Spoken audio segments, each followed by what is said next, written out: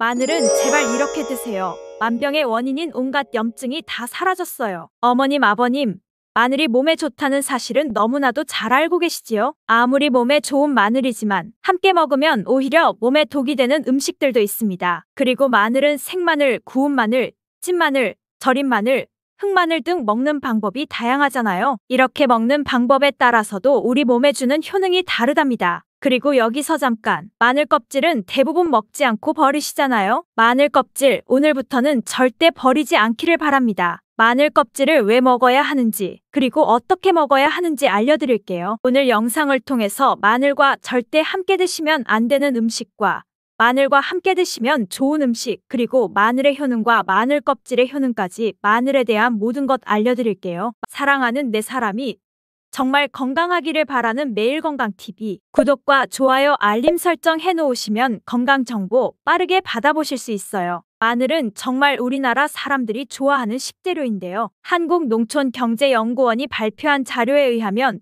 우리나라 1인당 1년 동안 마늘 소비량이 7kg인데요. 놀라지 마세요. 세계 평균이 0.8kg이랍니다. 우리나라 사람들이 마늘을 정말 많이 먹고 있죠. 마늘을 많이 먹는다는 것은 그만큼 건강한 식단을 먹고 있을 가능성이 높은 건 사실이지만 먹는 방법에 따라 오히려 독이 될 수도 있습니다. 마늘과 함께 먹으면 절대 안 되는 음식 첫 번째는 바로 빵입니다. 마늘빵 아시죠? 마늘이 발라져 있어 달콤 쌉싸름한 마늘 맛도 나고 향긋한 향도 좋아 즐겨 먹게 되는데요. 마늘이 있어서 몸에도 좋은 빵이라고 착각하고 즐겨 드실 수 있는데요. 마늘빵은 절대 드시면 안 됩니다. 왜냐하면 빵의 재료인 밀가루는 탄수화물이 주성분인데요. 밀가루의 고탄수화물은 소화 과정에서 당으로 분해되고 혈당 지수를 급격히 올리게 되며 때 인슐린이 과도하게 분비됩니다. 이런 현상이 반복되게 되면 체내의 인슐린 저항성이 높아지게 되고 췌장이 약해져 제 기능을 못하게 되면 결국 당뇨를 유발하게 되는 것입니다. 그리고 이 당은 몸에 흡수되면서 지방으로 변하고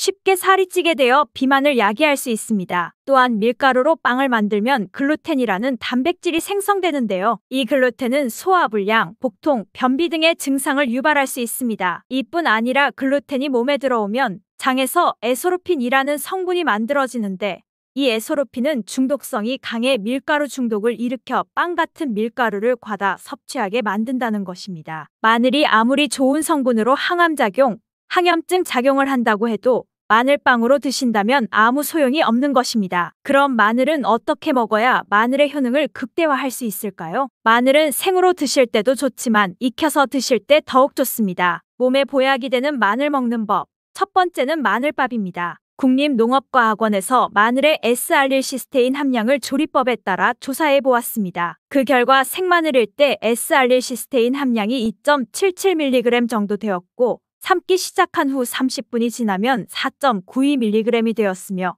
1시간이 지났을 때 9.16mg이 되었습니다. 1시간 삶았을 때는 생마늘에 비해 무려 4배 이상 많아진 것을 알 수 있습니다. 또한 121도의 온도에서 1시간 동안 마늘을 쪘을 때 S알릴시스테인 함량이 50.24mg으로 생마늘보다 18배 정도나 높다는 연구 결과를 발표했습니다. 따라서 마늘을 드실 때는 1시간 이상 끓여서 드시는 것이 좋은데요. 간편하게 드실 수 있는 추천드리는 방법이 바로 마늘밥입니다. 밥을 할 때 마늘을 넣는데요. 1인분에 마늘 3, 4알 정도씩 넣어서 밥을 하시면 됩니다. 현미가 있다면 현미를 넣은 마늘밥을 하시면 더욱 좋은데요. 현미 속에는 티아민이라는 성분이 있는데요. 마늘의 S알릴시스테인과 현미의 알리티아민 두 가지 성분을 모두 섭취하여 항암 효과뿐 아니라 피로 회복, 근육통 완화에도 좋은 음식이 됩니다. 마늘밥을 하기 위해 마늘을 까고 껍질은 어떻게 하셨나요? 버리셨나요? 오늘부터는 절대 버리지 말기 바랍니다. 마늘에 효능하면 첫 번째로 생각나는 것이 아마도 항암 효과일 거예요. 그런데 마늘 껍질을 통해 엄청난 항암 효과를 누릴 수 있는데요. 우리나라 연구진에서 연구한 결과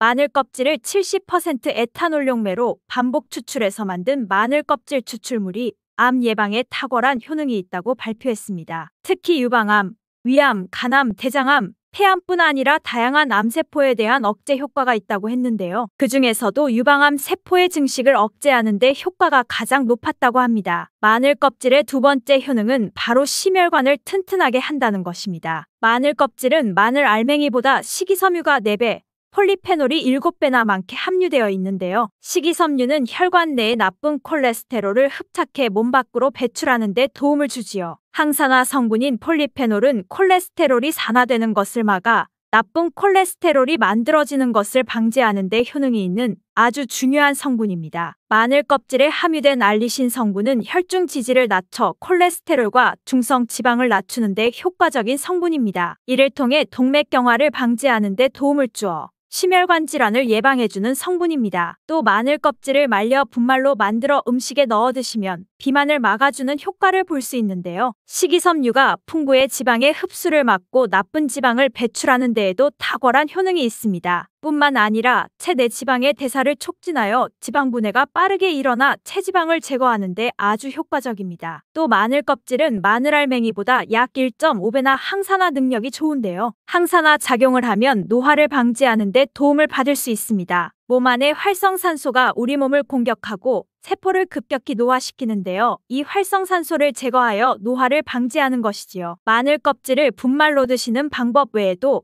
차로 우려내어 드시는 방법이 있는데요. 마늘차 우리는 법 알려드릴게요. 마늘 껍질을 깨끗하게 씻어 말린 다음에 기름을 두르지 않은 팬에 마늘 껍질을 넣고 볶아주어 수분을 없애줍니다. 이렇게 하는 이유는 수분을 없애는 것도 있지만 마늘 껍질에 열을 가하게 되면 항산화 성분인 폴리페놀과 플라보노이드 성분이 증가하기 때문입니다. 이렇게 수분을 없앤 마늘 껍질은 냉동실에 보관하셨다가 드실 때 물 1리터에 마늘 껍질 15g 정도를 넣고 끓여주시면 됩니다. 이렇게 끓인 마늘 껍질 차를 따뜻하게 드셔도 되고 냉장고에 넣어 시원하게 드셔도 좋습니다. 마늘이 몸에 좋다고 하여 꿀에 마늘을 재워 드시는 분들 계시잖아요. 물론 꿀마늘이 몸에 좋은 분들도 계시지만 체질에 따라 꿀과 마늘을 절대 함께 드시면 안 되는 분들이 있습니다. 식품 비방이라는 문헌에 보면 꿀과 마늘은 함께 먹으면 안 된다라고 적혀 있는데요. 그 이유는 꿀과 마늘은 둘 다 열을 내는 뜨거운 음식이기 때문입니다. 꿀과 마늘을 함께 먹게 되면 체질이 맞지 않는 경우에는 부작용이 클 수 있기 때문입니다. 체질에 맞지 않는 분들이 이 꿀 마늘을 드시게 되면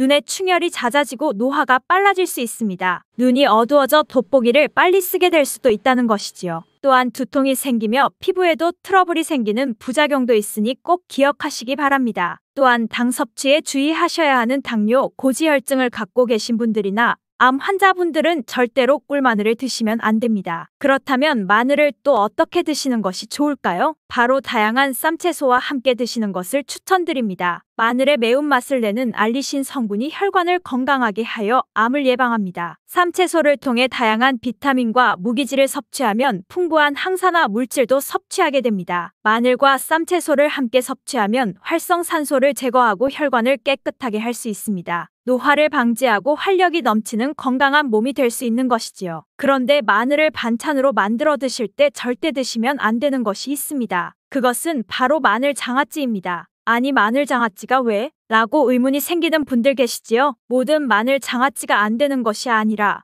설탕이 많이 들어간 마늘 장아찌는 드시면 안 됩니다. 시중에 판매되는 마늘 장아찌에는 설탕이 많이 들어가 있을 가능성이 높으니 절대 사드시지 않기를 바랍니다. 몸에 좋은 마늘도 설탕과 함께 먹으면 오히려 독이 되는데요. 설탕이 많이 함유된 마늘 장아찌를 드시게 되면 혈당이 급격히 오르고 인슐린 저항성이 높아지게 됩니다. 혈액 속에 중성 지방이 많아져 혈액을 끈적하게 만들게 되지요. 또한 설탕을 많이 섭취하게 되면 뇌에서 기억력을 담당하는 해마의 크기를 줄어들게 해 기억력을 감퇴시키고 나아가 치매를 일으킬 수도 있습니다. 집에서 마늘 장아찌를 담가 드실 때에는 설탕을 넣지 말고 건강한 식재료만을 사용하시기 바랍니다. 마늘을 건강하게 드실 수 있는 또 다른 방법은 흑마늘을 추천드립니다. 마늘에 열을 가하면 마늘의 색이 점점 짙어져 결국 까맣게 변하여 흑마늘이 되는데요. 그 이유는 마늘 속에 있는 당류와 단백질인 아미노산이 반응하여 갈색을 띠는 멜라노이딘 색소가 만들어지기 때문입니다. 이 반응을 마이야르 반응이라고 하죠. 고기를 구우면 빨간색의 고기가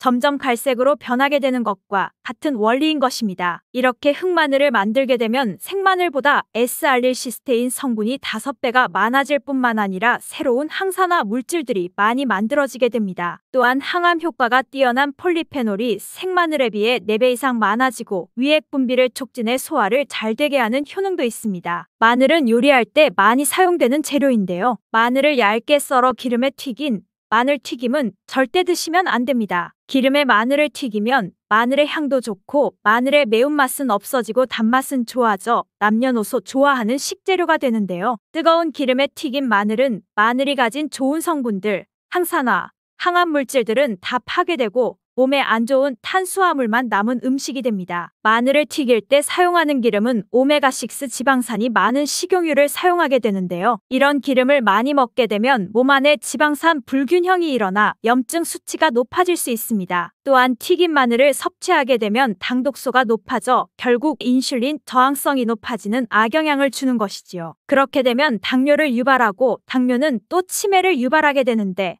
몸에 좋은 줄 알고 먹은 마늘이 오히려 독이 되어 건강을 해치게 되는 것이지요. 기름에 튀긴 마늘을 드시고 싶다면 한 가지 방법이 있는데요. 그것은 올리브유를 사용하시고 불에 오래 가열하지 말고 살짝만 익히는 것입니다. 향도 좋고 몸에도 좋은 마늘을 드실 수 있습니다. 올리브유를 이용한 마늘을 드시는 방법 하나 더 알려드리겠습니다. 그것은 올리브유에 마늘을 재워 먹는 방법인데요. 먼저 마늘을 끓는 물에 5분 정도 데쳐주시고요. 소독된 병에 마늘을 담고 올리브유를 가득 담아줍니다. 이때 통 후추를 조금 넣어주면 풍미를 더욱 높일 수 있습니다. 올리브유와 마늘이 만나 항산화 성분과 항암 물질이 극대화되는 것입니다. 혈관을 튼튼하게 하고 혈전의 생성을 막아주어 혈류를 원활하게 해줍니다. 치매를 예방하고 심장마비와 뇌졸중까지 예방할 수 있는 보약이 되는 것입니다. 이렇게 만든 마늘 올리브유 절임은 반찬으로 드셔도 좋습니다. 생선 요리를 할 때 이 마늘 절임을 으깨어 생선에 발라주면 생선 비린내를 잡아줄 뿐 아니라 마늘과 올리브유의 풍미가 더해져 더욱 맛있는 요리가 될 수 있으니 참고하시기 바랍니다. 이렇게 좋은 마늘이지만 드실 때 주의하셔야 할 분들이 계신데요. 마늘의 효능 중에 혈전을 제거하고 혈류를 원활하게 하는 효능이 있었잖아요. 이런 효능이 혈액을 묽게 만들기 때문인데요. 이미 와파린, 아스피린 같은 혈전 용해제를 복용하는 분들이 마늘을 많이 드시게 되면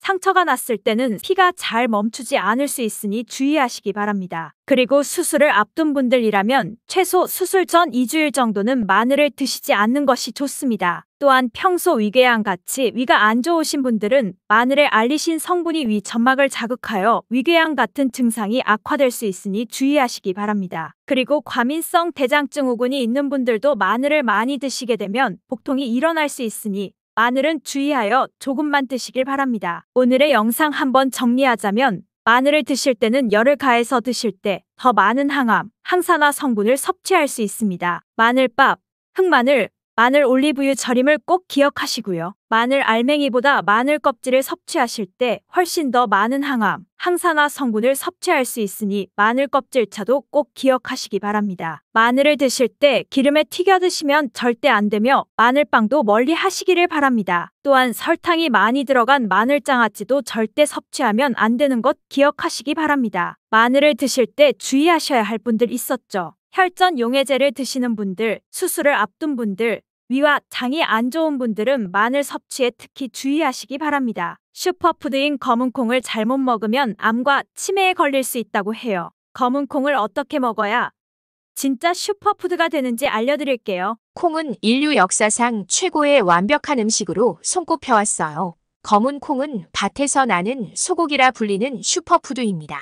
그런데 혹시 검은 콩이 몸에 좋다는 말만 믿고 물 대신 검은 콩을 우려낸 물을 마시는 분이 계신가요? 안 됩니다. 물 대신 검은 콩물을 마시면 큰일 납니다. 뼛속까지 침투한 독소를 해독한다는 소문 때문에 한때 검은 콩물을 물 대신 마시는 게 유행이었죠. 하지만 어떤 것이든 물 대용으로 마시는 것에는 각별한 주의가 필요합니다. 특히 검은 콩과 같이 약재로 사용될 만큼 효능이 좋은 음식들은 더욱 주의해야 하죠. 검은 콩을 드시면 고소함 속에서 약간의 달달함을 느낄 수 있어요. 이 달달함의 성분이 바로 갈락탄이라는 올리고당 성분이에요. 갈락탄이 소화와 흡수를 방해하여 더부룩한 증상과 만성 소화불량을 유발하는 장 건강에 아주 나쁜 성분이죠. 그리고 검은 콩에는 몸에 참 좋은 이소플라본이 들어있는데 뭐든지 과하면 부족한 것만 못하듯이 이소플라본을 과하게 섭취하면 호르몬 균형을 무너뜨리며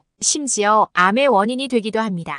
그러니 물 대신 검은 콩을 우려낸 물을 계속 드시는 것은 아주 위험하다는 것을 아셔야 해요. 이렇게 말씀드리니 꼭 검은 콩을 먹지 말라는 것처럼 되어버렸는데요. 그렇지 않아요. 어떤 음식이든 올바르고 건강하게 섭취하면 약이 되는 법이죠. 검은 콩은 올바르게 먹으면 그야말로 몸에 보약이 되는 슈퍼푸드입니다. 육류를 대체할 정도로 우수한 단백질과 영양소를 가지고 있으며 노화 방지를 위한 항산화 효과가 일반 콩에 비해 무려 4배가 넘습니다. 비타민과 미네랄 성분을 고루고루 안정되게 갖춘 검은 콩의 건강 효능은 가히 혈관 보약, 치매 예방을 위한 최고의 음식이라고 할 수 있죠. 무엇보다 콩의 가장 큰 장점은 단백질 성분 중 하나인 이소플라본이 풍부하다는 것이에요. 이소플라본은 항산화 작용과 심혈관 질환, 대사증후군, 골다공증을 예방하고 가임기 여성의 생리불순이나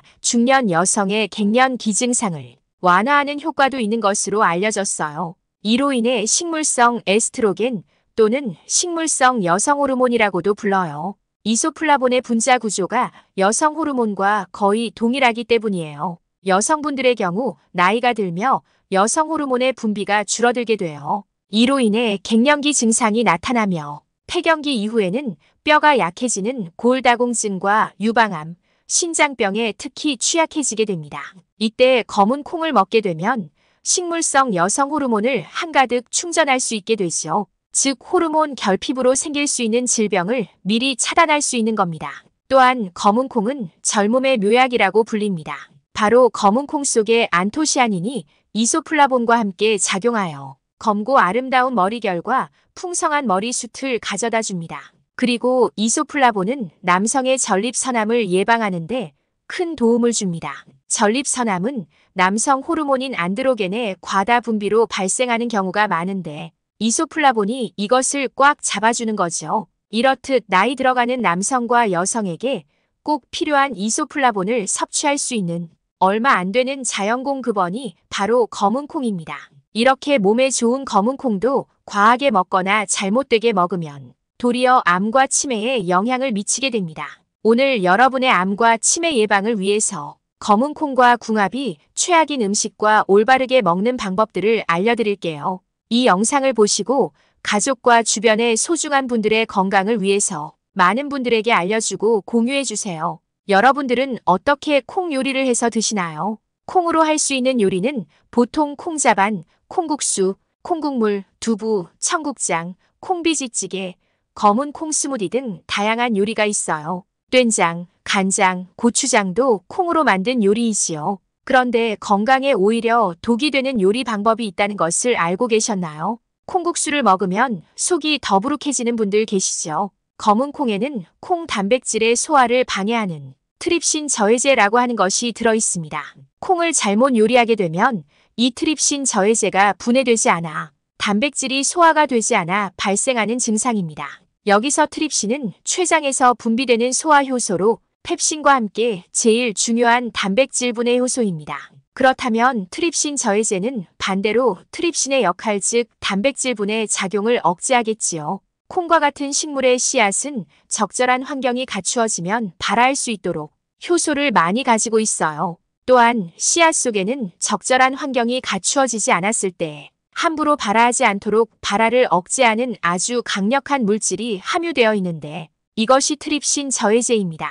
곡물이나 콩, 감자류를 익히지 않고 먹을 때 우리 몸에 해가 되는 것은 트립신 저해제를 중화하고 소화하기 위해 대량의 소화 효소가 소비되기 때문이에요. 그러나 이 트립신 저해제는 열을 가하면 없어지고 소화하기도 쉬워지는 특성이 있어요. 그래서 검은 콩을 요리해서 드실 때는 반드시 푹 익혀야 합니다. 만약 푹 익히지 않으면 트립신 저해제가 소화를 방해하고 췌장에서는 콩 단백질을 분해하기 위해 단백질 분해 요소를 더 무리해서 분비하게 되지요. 이렇게 췌장에 무리가 가게 되면 췌장암까지 유발할 수 있어요. 올바른 콩 요리 방법이 얼마나 중요한지 아시겠죠? 그래서 검은 콩을 볶아 먹는 방식은 콩 요리 방법 중에 최악이라고 할 수 있습니다.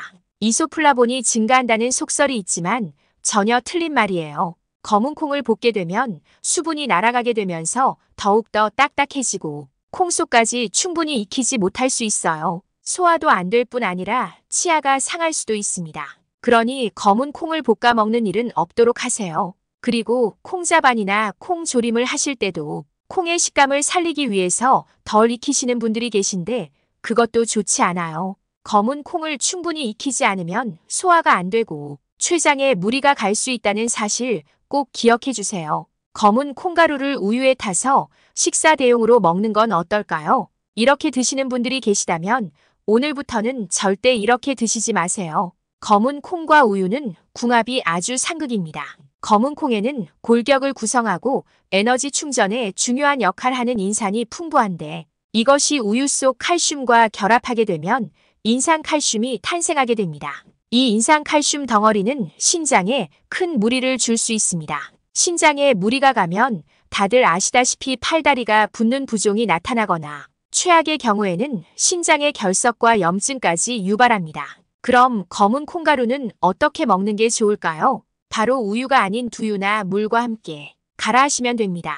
하지만 검은 콩을 올바르게 먹는 가장 좋은 방법은 따로 있습니다.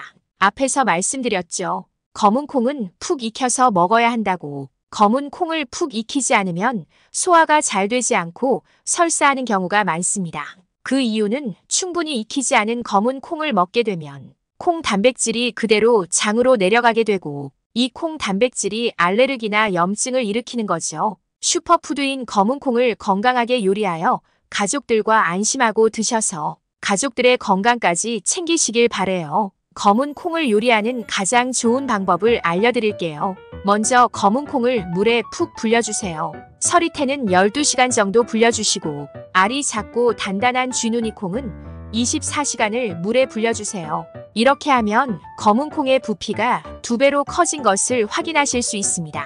이렇게 불려진 검은 콩을 압력밥솥에서 밥을 하듯이 푹 익히세요. 그리고 물에 불려진 검은 콩은 이미 물을 충분히 먹었기 때문에 검은 콩이 아주 살짝 잠길 정도로만 물을 부어주시면 됩니다. 가끔 콩의 모양이 뭉개질까봐 아주 살짝만 익히시는 분들이 있어요. 콩은 절대 그렇게 요리하시면 안 돼요. 우리의 건강을 위해서 모양은 신경 쓰지 말고 그냥 푹 익혀주셔야 합니다. 콩밥을 싫어하시는 분들이 많지만 이렇게 익힌 콩을 따로 주면 간식처럼 거부감 없이 드실 수 있습니다. 그리고 콩밥을 싫어하지 않으신다면 불려진 콩을 밥할 때 함께 놓고 검은 콩밥을 만들어 먹는 것도 아주 좋은 방법입니다. 그럼 이렇게 맛있게 만들어진 콩밥, 최고의 궁합은 어떤 음식일까요? 바로 김입니다. 왜 김이 검은 콩과 최고의 궁합일까요? 혹시 검은 콩을 삶아 보신 분들 계실까요? 검은 콩을 삶게 되면 거품이 확 올라오시는 걸 보실 수 있을 겁니다. 이 거품이 바로 검은 콩 속에 숨겨진 건강 비책 사포닌입니다. 산삼과 인삼에 가득 들어있는 사포닌. 놀랍게도 검은 콩에도 가득 들어 있습니다. 사포닌은 혈관에 끈적하게 달라붙어 있는 콜레스테롤을 분해하는데 1등이죠. 그리고 심장 주변의 혈관과 손발 끝에 미세한 혈관까지 확장시키고 튼튼하게 하여 혈액순환이 쌩쌩하게 되도록 만들어줍니다. 하지만 이렇게 좋은 사포닌에 큰 단점이 한 가지 존재합니다. 바로 몸속의 요오드를 배출시키게 되는 거죠. 요오드는 우리 몸의 갑상선이 잘 움직일 수 있도록 하는 에너지원입니다. 즉 요오드가 부족하게 되면 갑상선이 일을 잘 못하게 되는 거죠. 심지어 세계보건기구 WHO에서는 요오드의 부족이 뇌세포의 손상과 치매를 불러올 수 있다고 경고한 적도 있죠. 하지만 너무 걱정 마세요. 해결책을 드리겠습니다. 김을 검은 콩과 함께 먹게 되면 이 문제가 말끔하게 사라집니다. 김에 있는 풍부한 요오드가 사포닌의 단점을 완벽하게 잡아주는 거죠. 거기다 김은 마른 김 5장이 달걀 1개와 비슷한 단백질 함량을 가지고 있을 만큼 풍부한 고단백 식품입니다. 이렇게 검은 콩과 김이 만나게 되면 풍부한 단백질을 섭취할 수 있게 되죠. 이 풍부한 단백질은 피부 탄력 섬유인 콜라겐을 탄생시킵니다. 이렇게 김과 검은 콩을 함께 먹게 되면 탱탱하고 탄력 있는 피부를 가질 수 있게 됩니다. 콩과 궁합이 좋은 반찬을 알아보았으니 검은 콩과 궁합이 안 좋은 음식도 알아봐야겠죠. 저는 이 음식을 듣고 깜짝 놀랐는데요. 바로 소고기입니다. 밭에서 나는 소고기라 불리는 검은 콩이 소고기와 궁합이 안 맞다니 정말 놀랍지 않나요? 소고기는 그 자체로는 너무나 좋은 음식입니다. 양질의 단백질과 비타민 철분이 가득하기 때문이죠. 특히 소고기 속 철분은 체내 흡수율이 아주 좋아서 소고기를 먹게 되면 빈혈 예방에도 아주 좋습니다. 하지만 이런 소고기와 검은 콩이 몸속에서 만나는 순간 신기한 일이 벌어집니다. 바로 검은 콩에 가득한 식이섬유가 소고기에 있는 철분이 몸이 흡수되는 걸 딱 막아버리기 때문이죠. 심지어 검은 콩은 소화 흡수 과정에서 체내의 철분을 소모하기까지 합니다. 이 과정에서 몸속의 철분 함량이 낮아지게 되고 몸속에 탁한 피가 생기게 되죠. 탁한 피는 염증과 암을 유발하며 특히 헤모글로빈 수치를 뚝 떨어뜨리기까지 합니다. 사실 이게 가장 큰 문제입니다. 헤모글로빈은 산소가 가득한 신선한 피를 뇌에 전달하는 역할을 하는데 이 수치가 떨어지게 되면 기억력과 치매 등 뇌 건강에 악영향을 미치게 됩니다. 따로 먹으면 너무나도 좋은 두 음식, 하지만 함께 먹으면 치매에 악영향을 미치는 만큼 꼭 피해주세요. 그럼 검은 콩밥을 먹을 때 소고기를 대신할 만한 궁합 좋은 또 다른 음식이 없을까요? 바로 계란입니다. 나이가 들다 보면 내 머릿속에 안개가 낀 것처럼 기억이 뿌옇게 흐려지는 경험을 하는 경우가 있습니다. 이것을 뇌 속에 안개가 꼈다고 해서 브레인 포그라고 합니다. 이 증상의 해결 방법이 바로 계란과 검은 콩을 함께 드시는 겁니다. 검은 콩에는 레시틴이란 성분이 들어있습니다. 레시틴은 뇌세포가 손상되는 것을 막아주고 뇌신경의 능력을 쭉쭉 올려주죠. 그런 만큼 어린 수험생 친구들에게도 도움이 되는 성분입니다. 그리고 계란에는 뇌신경 전달 물질을 가득하게 만들어주는 콜린 성분이 들어있습니다. 콜린 성분은 두뇌가 빨리 회전할 수 있도록 도와주죠. 따로따로도 좋지만 검은 콩의 레시틴과 계란의 콜린이 만나게 되면 뇌 건강을 위한 기적의 궁합이 탄생하게 됩니다. 우리의 건강한 뇌 건강과 치매 예방을 위해서 검은 콩밥을 먹을 때는 반찬으로 계란을 꼭 함께 먹어주세요. 계속 콩밥 이야기만 하다 보니 콩밥을 싫어하시는 분들이 계시면 어쩌나 걱정이 되네요. 그래서 준비했습니다. 검은 콩을 콩밥으로 먹기 싫어하시는 분들을 위한 요리 방법과 재료, 바로 초콩입니다. 초콩은 식초에서 발효시킨 검은 콩을 뜻합니다. 식초와 검은 콩도 궁합이 너무 좋은 음식입니다. 식초와 검은 콩이 만나게 되면 기적의 해독 음식이 됩니다. 우리는 다양한 미세먼지와 각종 화학 물질, 발암 물질 등 많은 독소에 노출됩니다. 노출되는 만큼 몸속에는 독소가 차곡차곡 쌓이게 되죠. 독소를 해독하다 보면 간이 가장 먼저 일하게 됩니다. 간에 과부하가 걸리니 결국에는 지방간, 간염, 간암을 유발하게 되는 거죠. 따라서 몸의 독소를 싹 없애주고 간의 기능을 보호해주는 음식을 잘 챙겨 먹는 것이 중요한데 거기에 딱 맞는 음식이 초콩입니다. 왜 초콩이 최고의 해독 음식일까요? 바로 검은 콩과 식초의 시너지에 그 해답이 있습니다. 검은 콩에는 식기섬유가 가득한데 이것이 체내의 독소와 흡착되어 독소를 몸 밖으로 배출시켜줍니다. 그리고 검은 콩의 단백질이 간 자체를 감싸 보호해주며 나쁜 콜레스테롤이 간에 흡수되는 것을 막아 지방간과 간암을 예방해주죠. 하지만 검은 콩의 식이섬유에는 한 가지 문제점이 있습니다. 바로 소화가 잘 안 된다는 것이죠. 식이섬유를 소화하기 쉬운 형태로 바꿔주는 것이 식초입니다. 검은 콩을 식초에 담가 4주 정도 발효시키면 식초의 초산과 유기산이 검은 콩의 식기섬유를 분해하여 소화가 쉬운 형태로 바꿔줍니다. 그리고 미생물의 효소 작용을 통해 검은 콩에 있는 트립신 저해제를 무력화시키죠. 또한 초콩은 혈액순환을 원활하게 하여 해독된 독소를 몸 밖으로 배출할 수 있도록 도와줍니다. 평소에 손발이 자주 붓거나 몸이 찌뿌둥한 분들 계신가요? 이런 분들에게는 식초와 검은 콩의 조합이 도움이 됩니다. 이런 증상은 주로 피로 물질인 젖산 때문에 발생하는데 초콩은 몸속의 젖산을 분해하는 데 최고입니다. 몸의 근육에 작용하여 몸을 활기차게 만들어주고 지방 합성까지 막아주니 다이어트에도 큰 도움이 되죠. 그야말로 일석이조 아니 일석삼조라고 할 수 있습니다. 전 세계적인 블랙푸드의 인기에 힘입어 검은 콩 또한 전 세계적인 주목을 받고 있습니다. 일반 콩과 비교하여 검은 콩의 검정 색소에는 기적의 항산화 물질인 안토시아닌 성분이 들어있을 뿐만 아니라 이소플라본 성분도 훨씬 풍부하죠. 기적의 항산화 물질인 안토시아닌은 노화와 염증, 암을 유발하는 활성산소를 싹 제거해주는데 블랙푸드 중에서도 가장 색이 진한 검은 콩에는 안토시아닌이 무려 9종류나 들어있죠. 이렇게 몸에 좋은 검은 콩을 어떻게 하면 올바르게 먹을 수 있는지 알아보았는데 하루에 얼마나 먹어야 하는지는 궁금하지 않으실까요?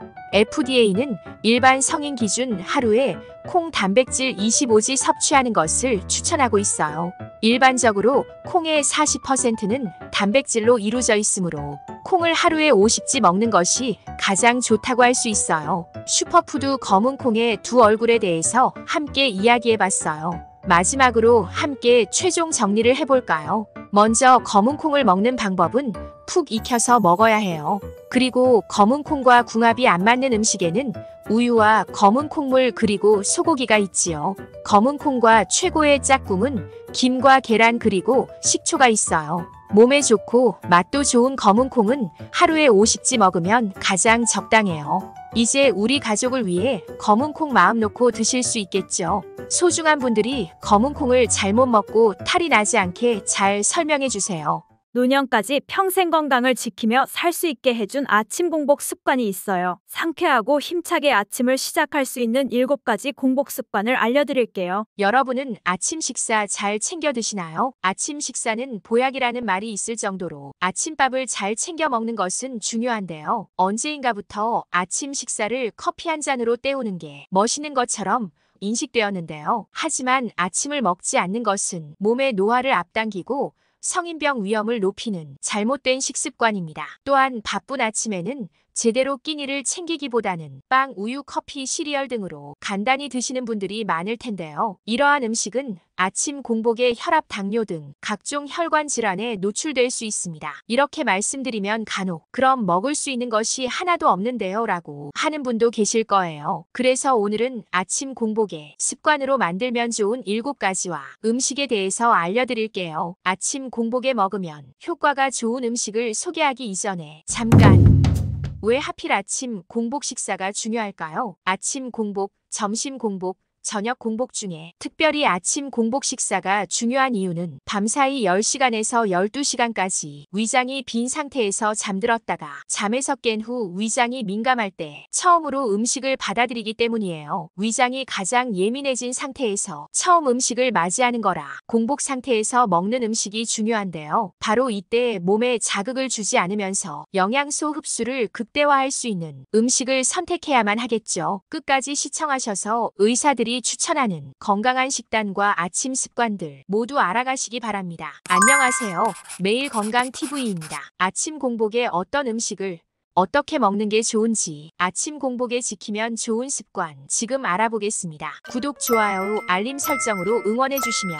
영상 제작에 큰 힘이 됩니다. 아침 공복 습관 첫 번째 소금물 가글입니다. 사람은 밤새 자는 동안 우리의 몸은 수분 부족에 시달립니다. 피부 등을 통해 수분이 배출되기 때문이죠. 수분이 모자라니 혈액도 끈끈해져 혈전 생성 위험이 높아지게 되죠. 수분이 부족하면 혈액의 점도가 높아져 순환이 잘 안 되게 되고 평소 심혈관 질환이 있으신 분들의 경우 새벽이나 아침에 유독 심장병, 뇌졸중 환자의 갑작스러운 사고가 많은 것이 이런 이유 때문이에요. 기상 직후에는 미지근한 물을 마시게 되면 밤새 끈적여진 혈액의 점도를 낮춰 혈액순환이 원활하게 해주는데 도움을 주며 심혈관 질환을 예방하고 몸의 독소를 빼내는데 큰 도움을 된다고 해요. 자는 동안 축 처진 몸에 신진대사를 끌어올려주어 활기 있게 하루를 시작할 수 있도록 도와줘요. 주의!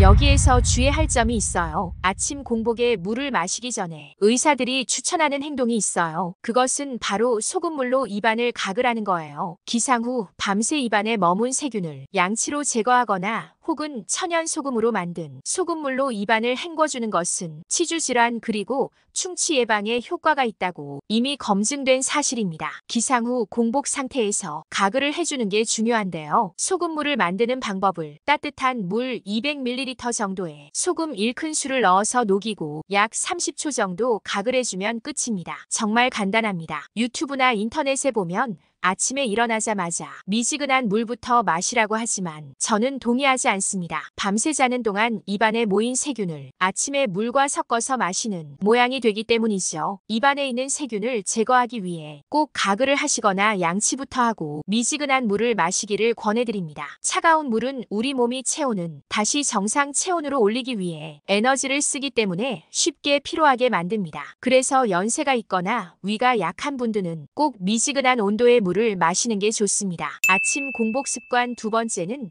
사과를 껍질째 먹는 거예요. 피부 좋고 최강동안으로 유명한 최하정배우는 매일 무조건 양배추와 사과를 샐러드로 먹는다고 해요. 사과는 갱년기 여성 혈관 건강에 도움을 줘요. 혈관에 쌓이는 중성 지방과 콜레스테롤을 몸 밖으로 배출시키는 일을 합니다. 혈관이 좁아지는 동맥 경화를 막아 혈관 질환 즉 심장병, 뇌졸중 예방에 좋습니다. 사과에는 섬유질이 많아 장운동을 촉진해 배변 활동이 도움을 주지요. 사과를 가까이 하면 의사를 멀리한다는 말이 있지요. 사과에는 펙틴, 칼륨, 비타민, 식이섬유 등이 풍부하게 들어있고 특히 펜틴은 유해한 콜레스테롤 수치를 낮출 뿐 아니라 장 기능을 활발하게 해 변비도 예방하죠. 중간 크기 사과 기준 하루 섭취량 14%에 해당하는 비타민C가 있는데 비타민은 면역력을 높여줘요. 하지만 이건 사과의 효능이고 사과를 아침 공복에 먹어야 이유는 따로 있습니다. 공복에 사과 같은 과일을 먹으면 소화하는데 에너지가 많이 필요하지 않을 뿐 아니라 몸을 정화하는데 도움이 되기 때문입니다. 사과를 깨끗하게 씻은 후 썰어서 껍질째 드셔보세요. 아침 공복 습관 세 번째는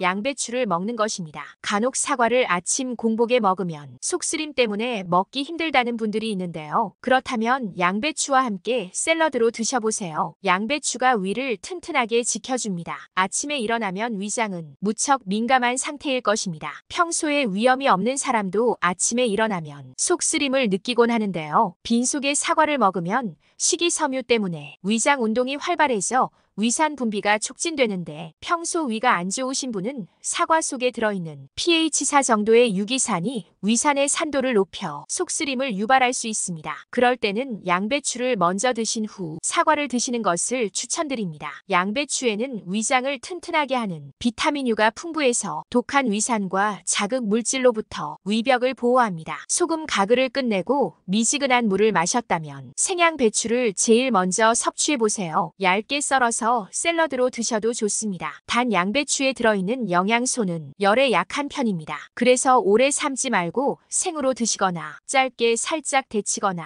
즙으로 드시는 게 더 좋습니다. 양배추도 공복감을 해소하고 포만감을 오래 유지하게 해주는 음식이기 때문에 아침 식사 메뉴로 정말 좋습니다. 양배추의 바깥쪽 잎에는 비타민 A, 하얀 잎에는 비타민C가 많이 들어있습니다. 비타민C는 칼슘 흡수율을 높여 위 점막을 보호하고 위의 혈액순환을 원활하게 하죠. 아침 공복 습관 네 번째는 당근을 먹는 것입니다. 당근에는 면역 체계를 건강하게 유지하는데 필수적인 비타민C가 풍부하며 당근을 반 개만 먹어도 하루에 필요한 비타민 A를 100% 섭취할 수 있으며 식이섬유가 풍부하여 대변을 촉진해주는 효과가 있어요. 특히 심혈관계 질환 예방을 돕고 피부를 좋게 하는 효과가 있는 알파카로틴, 베타카로틴, 루테인 등이 들어있어 면역력과 눈 건강, 암 예방, 변비에서 등 우리 몸에 많은 도움을 줍니다. 당근은 생으로 먹어도 좋지만 삶아서 섭취하면 베타카로틴의 흡수율이 70%까지 높아지고 기름과 함께 섭취하면 80%까지 흡수율이 높아집니다. 당근과 사과는 궁합이 좋기 때문에 함께 갈아서 주스로 마시면 정말 몸에 좋은 아침 건강 주스가 됩니다. 거기에 삶아놓은 계란 1개와 당근, 사과, 양배추 주스를 같이 드시면 공복에 간단하게 먹을 수 있는 최고의 아침 식사가 됩니다. 몇 해 전까지만 해도 ABC 주스라고 하는 해독 주스가 전 세계적으로 인기를 끌었지요. ABC 주스는 사과, 애플, 비트, 당근, 캐럿을 갈아 만든 주스로 다이어트에 도움을 준다고 알려졌지요. 최근 조승우 한약사는 CCA 주스의 효과를 소개하며 강력하게 추천하며 여러 매체에 소개되고 있어요. CCA 주스는 당근, 캐럿, 양배추, 캐버지, 사과, 애플을 갈아 마시는 주스입니다. 오늘 소개해드린 CCA 주스를 아침 공복에 꾸준히 마셔보기를 적극 추천합니다. 아침 공복 습관 다섯 번째는 감자를 꾸준히 먹어요. 든든한 아침을 위해 간단하게 고구마로 탄수화물을 보충하는 경우가 있지요. 하지만 고구마는 공복에 섭취할 시 탄닌과 악효질 성분이 위벽을 자극해 위산 분비를 촉진시킵니다. 특히 당뇨를 가지고 있다면 아침 공복의 고구마 섭취는 혈당을 급격하게 증가시키기 때문에 고구마보다는 찐 감자가 더 좋습니다. 104세 철학자 김영석 교수님은 아침마다 삶은 감자를 먹는다고 언론에 소개된 바가 있습니다. 감자는 단순한 탄수화물 덩어리가 아니라 실제로는 필수 아미노산을 비롯해서 비타민C, 식이섬유, 펙틴, 칼륨, 마그네슘, 이눌린 등 굉장히 다양한 영양소를 가지고 있는 식품입니다. 감자는 전분 입자에 쌓여 있어서 40도 이상 가열에도 고유 영양소들이 대부분 파괴되지 않는 독특하고 훌륭한 장점을 가진 작물입니다. 감자는 위점막 보호에 도움이 되기 때문에 공복에 먹어도 속쓰림이 없고 나트륨의 배출을 도와 혈압 조절 및 부종을 가라앉히는 데도 좋습니다. 또한 감자에는 비타민C도 풍부하게 들어있습니다. 감자 한 개에 들어있는 비타민C의 양은 사과보다 2배나 더 많다고 알려져 있죠. 비타민C는 항산화 역할은 물론 콜라겐 생성에 큰 도움을 줘서 근육을 짱짱하게 보강해주고 철분의 흡수를 돕습니다. 위가 약하신 분들은 찐감자를 아침마다 꾸준히 6개월 이상 드셔보세요. 아침 공복 습관 6번째는 계란을 먹어요. 삶은 달걀은 아침 공복에도 자극이 덜해 위 점막이 부담이 없고 질 좋은 단백질 필수 아미노산이 많아 근육 유지에 좋습니다. 눈의 망막을 보호하는 루테인 성분도 들어있죠. 영양소가 골고루 함유된 완전식품으로 꼽히는 달걀은 어린이 성장부터 노인 치매 예방에도 효능이 있습니다. 달걀에는 좋은 단백질이 들어있는 식품 중에 하나로 단백질뿐 아니라 항산화 효과를 가진 비타민 A, 비타민 E, 면역력 증진을 돕는 비타민 D, 뼈를 튼튼하게 하는 칼슘 등이 많이 들어있어요. 계란은 포만감을 주는 대표적인 음식입니다. 식단에 계란을 포함시키면 포만감으로 인해 식욕을 조절하고 칼로리 섭취를 줄이는데 도움이 될 수 있으며 의는 체중 감량이나 체중 유지에 도움이 될 수 있습니다. 계란은 포만 지수가 높아 아침에 베이글 대신 계란을 먹으면 다음 36시간 동안 더 적은 칼로리를 섭취하게 된다는 연구 결과가 있습니다. 계란은 완전 식품으로 불리우며 단백질과 필수 아미노산이 풍부하지요. 간편하게 먹을 수 있어 건강한 식사를 할 수 있도록 도와주는 너무나 고마운 음식이지요. 하지만 계란도 잘 못 먹으면 신장 기능이 망가지고 뇌졸중의 위험이 있다는 사실을 아셨나요? 계란에 대한 모든 것들도 알려드릴게요.